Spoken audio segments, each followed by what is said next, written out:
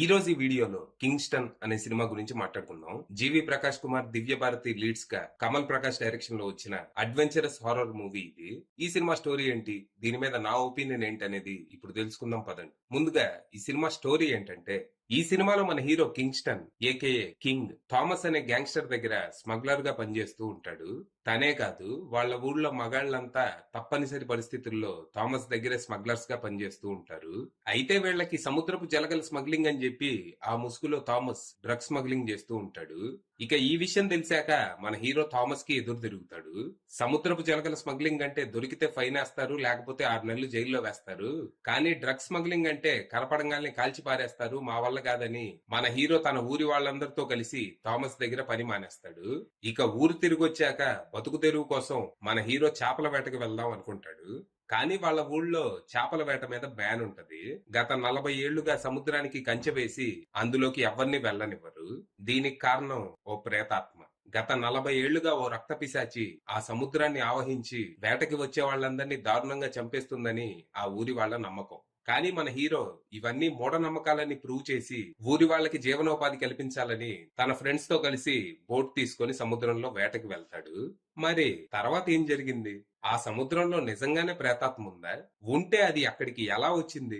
ఎందుకు అది వేటకు వచ్చే వాళ్ళందరినీ చంపుతుంది? 40 ఏళ్ల క్రితం ఆ ఊళ్ళో ఏం జరిగింది?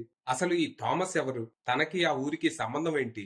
ఇంతకీ వేటకి వెళ్లిన మన హీరో పరిస్థితి ఏంటి? సముద్రంలో తను ఫేస్ చేసిన ఛాలెంజెస్ ఏంటి అనేది మీరు సినిమా చూసి తెలుసుకోవాలి. ఇక ఈ సినిమా నాకు పెద్దగా నచ్చలేదు.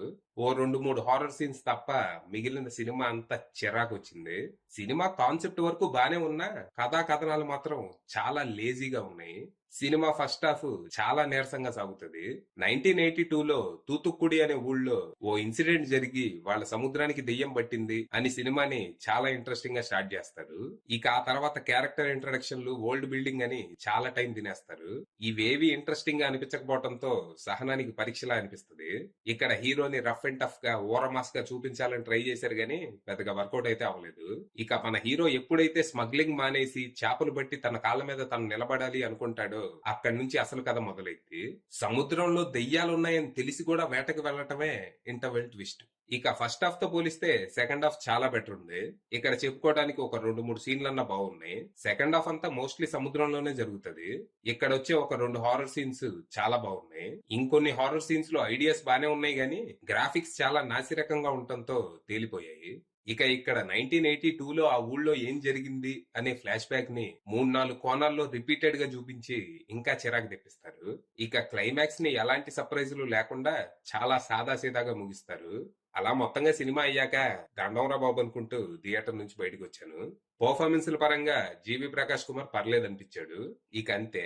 సినిమాలో మిగిలిన ఆర్టిస్టులకి ఇక చేయటానికి ఏమీ లేదు. అన్ని పూర్లీ రిటర్న్ క్యారెక్టర్సే. అసలు హీరోయిన్ అయితే ఎందుకు ఉందో కూడా తెలియదు. ఇక సినిమాటోగ్రఫీ బాగుండగా ప్రొడక్షన్ వాల్యూస్ జస్ట్ ఓకే అనిపించాయి. ఇక జీవి ప్రకాష్ కుమార్ అందించిన పాటలు చెత్తగా ఉండగా బ్యాక్గ్రౌండ్ స్కోర్ ఓకే అనిపించింది. ఇక డెబ్యూ డైరెక్టర్ కమల్ ప్రకాష్ విషయానికి వస్తే తన పనితనం చాలా వీక్ గా ఉంది. బాగా తడబడ్డాడు. కాన్సెప్ట్ వరకు బానే అనుకున్నాడు గానీ దాన్ని చాలా పూర్ గా స్క్రీన్ మీద ప్రెజెంట్ చేశాడు. ఫైనల్ గా చెప్పేది ఏంటంటే, ఈ సముద్రంలో లోతు కంటే నాలో దాహం ఎక్కువ, సో నేనే కింగ్. ఇది సినిమాలో డైలాగ్. ఇలా ఉంటది క్రియేటివిటీ. సో మీరే డిసైడ్ చేసుకోండి. అది విషయం.